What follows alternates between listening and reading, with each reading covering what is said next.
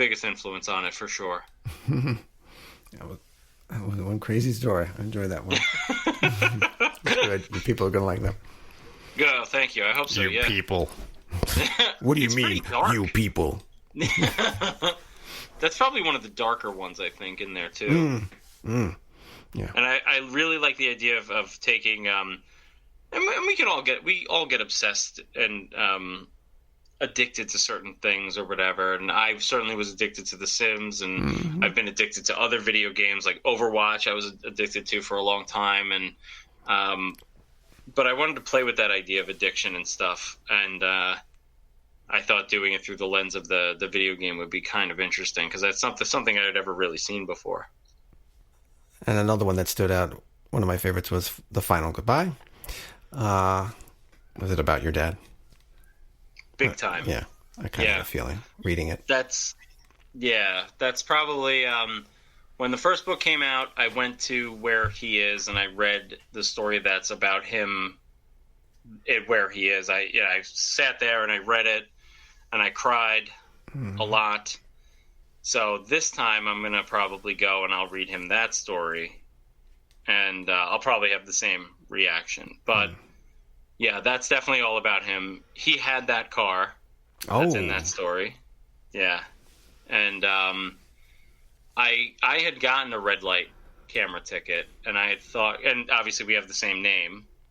So when I got it, of course I always go by Robert P, and he was just always Robert Ottone. So, and I started doing that because he started opening my mail on accident, of course, but he was opening my mail. So I was like, all right, I'm Robert P from now on. So, I got a red light camera ticket, and I thought nothing would make me happier or more worried or whatever than to see if this wasn't me who got this, if it was him. And that's sort of where that kind of came from. And I thought of like, how would I deal with that if that's the case? So I guess that's really the only time that a character in a story has been me also. I never ever have put myself in any of the stories that I've written. I guess that's the first time. I'm just realizing that now. Yeah, it shows. Or is it weird? No. I maybe not weird, but it's, I guess, serendipitous. Yeah. And I think it's actually really wonderful that it's with one of his former students that I'm having that realization too. I kind of like that. Yeah. You think he would have liked the story? Yeah. He would be my biggest fan if he was around. Yeah, he would have enjoyed all these stories, right? Was he a big reader? I mean, I know he liked movies. Yeah, he would read a lot of biographies. He would read a lot and a lot of historical stuff as he got older. But I also would give him comics to read. I gave him Watchmen to read, and I gave him the Court of Owls, Scott Snyder, Batman runs to read, and he enjoyed those. But I would give him the occasional trade comic volume to look at, and he was into that. But if there was a fiction book that I gave him to read, he would take a look at it. He used to read to me every night when I was a kid. Oh, real? Yeah. Did he make up stories, or did he read from books? He would sometimes tell me stories about his childhood, which were always fun. Because I would hear like stories of him being bad, and I would always be like, when I'm bad, you get mad at me, but then you tell me a story of you soaping the guy's windows on Halloween because they didn't give you candy. But he would tell me stories like that. But he would mostly read. He would give me hundreds and hundreds of dollars to spend at the Scholastic Fair. You remember the Scholastic Fair when we were kids? Oh yeah. Which they still do, by the way. It makes me so happy that they actually still do that. Yeah. I looked forward to that. Oh, same. And literally, I would get the form, I'd fill it out, and it would be like $250 every time. Wow. Yeah.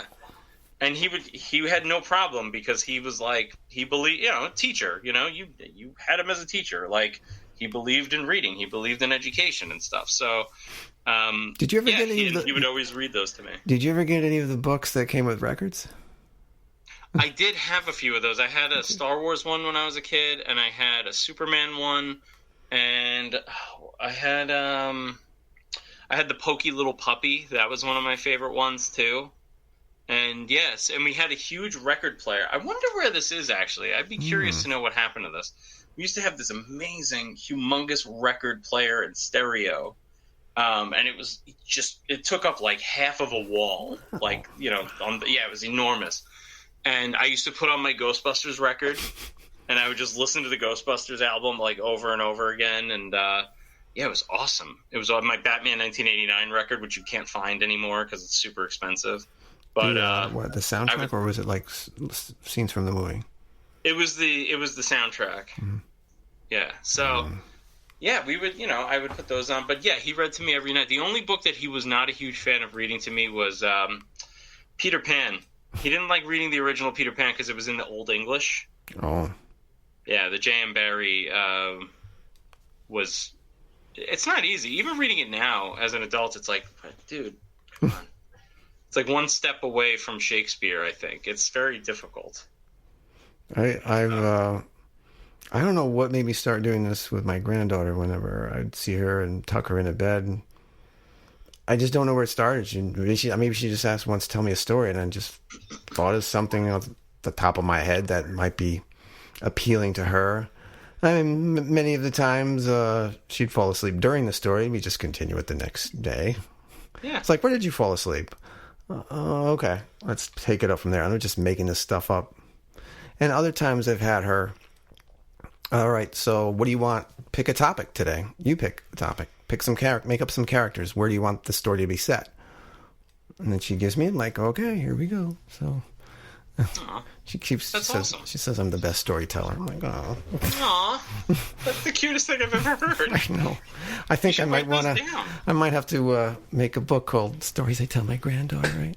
Yeah. If I can even remember most of them, but I have some of them. I think I remember some of them. There's been stories like an Egyptian adventure. There was like a haunted house story that wasn't, you know, it was a little creepy, but telling it to an 8-year-old, so I have to kind of make it a little suspenseful and fun. And then she likes a lot of romance, so I made like one where a super heroine teenage girl goes to the prom with a nerdy guy, like the last guy you'd think going with a superhero girl. Like, okay, this is fun. Like Clark and Lois. Yeah, but reversed. Yeah, of course. Yeah, it's true. I love that, and there's nothing wrong with getting a little spooky for an 8-year-old. The Scary Stories to Tell in the Dark is written for 8 to 12-year-olds. Oh, see? Yeah, there's one I think I'll call Unless. Whenever I say unless, she knows exactly. I have to say unless. Hey, she's like, not that story.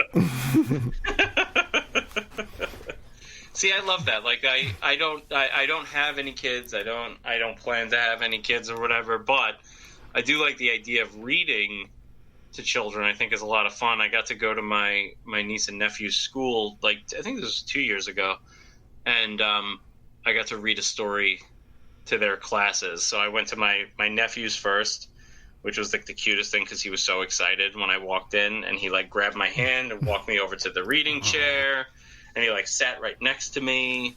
It was very cute. And then my niece, I went into her room, and she didn't get to like get up and get excited because her class was very regimented apparently, and she was just like, Uncle Robert. And then I walked over, and she sat next to me. She sat on my lap actually while I read, so that was fun. Yeah. Maybe future writers there. I hope so. They're an adorable group of kids. Well, you mentioned it in the first book, People, but in this book, you have a lot of resting hollow. It's mentioned in many of the stories, including The Monitors, Kelly Watch the Stars, Panels, Apple Valley, Full Understanding. Is this becoming like Sunnydale, like from Buffy? A lot of strange things going on in this town. Yeah, we could say it's like Sunnydale for sure. It's like, I picture it as, I just like the idea of a town where, and I was thinking about this too, like, there's going to be entire families who live their entire lives in Resting Hollow and nothing ever happens to them. Nothing creepy. They never experience anything. They live a perfectly normal, delightful life for generations. But then there's other people, like the solar panel salesman and panels and does that have any ties to the first book? Yeah. Okay. Yeah. It's sort of like a spiritual spin-off of Tell Me I'm Pretty. And actually the character that's in that book, or in that story in panels, is going to be in a sequel story with the girl from Tell Me I'm Pretty also. So it's, I'm working on a little sequel. Everybody seems to like Tell Me I'm Pretty, and they want more of that character. So I say everybody, like that sounds really pretentious, but like people who've read the book have told me that they really like her and they want more of that. So I was like, all right, that sounds cool. I could do that.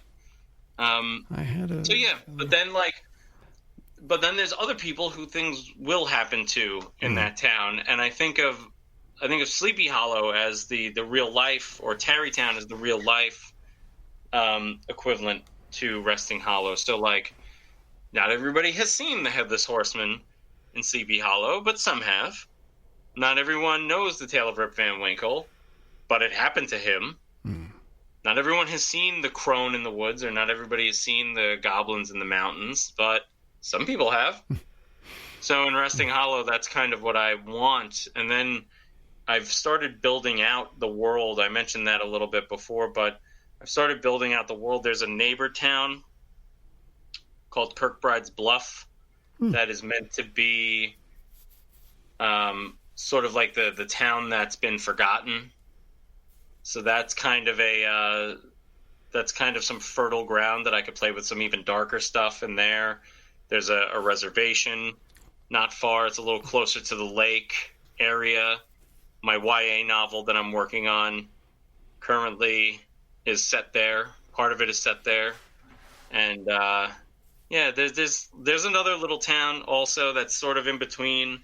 But yeah, overall it's just kind of my own little pseudo Westchestery, upstate New York spook fest.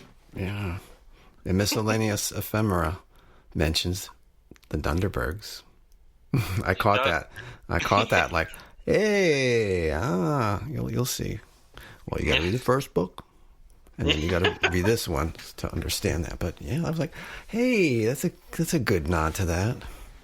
And you'd think the final goodbye would be the last book. But you added miscellaneous ephemera, which was a really good ending. That was a really fantastic book. I'm like, come on, you got to figure out what's going on here. So that was like an edge of the seat thing. Like, come on, I know what's going on, but these characters need to figure it out. Thank you. When putting it together, how do you decide? Okay, this story is going to be the second one in the collection. This one's going to be the third. Is it a lot of like, how do I figure this out? That was all my editor. He put it all in order. The only thing that I told him was I'd like to start it with the novella. I always like to start the collection with the novella, get the big guy out of the way, and then do the little guys. But he did that, and he wanted to put some of the funnier stories in the center to act as like a palate cleanser to the dark stuff before and after. So that's why the panels and support are sort of in the middle of the book or whatever, I think. And then I like that he ends it with miscellaneous ephemera, because it's kind of a nice postscript to everything, and it sort of touches back on it's a nice bookend to Her Infernal Name, because both sort of deal with that same kind of ancient connectivity to an old world kind of not so much demonology in the second story, but supernatural. Yeah, close to it. And I'm happy with how it's all laid out. But yeah, no, that was all him. He would ask me if I was okay with the order, and I was like, yeah, man, whatever you want to do. What's it like working with him? It's a dream. He's a good friend. He's one of my best friends, and he's brilliant. He's one of the most empathetic people that I know, and he's just he's a calm soul, but passionate at the same time. And he puts a lot of himself into his work, and he's a voracious reader, and he is a very intelligent person. So working with him is amazing.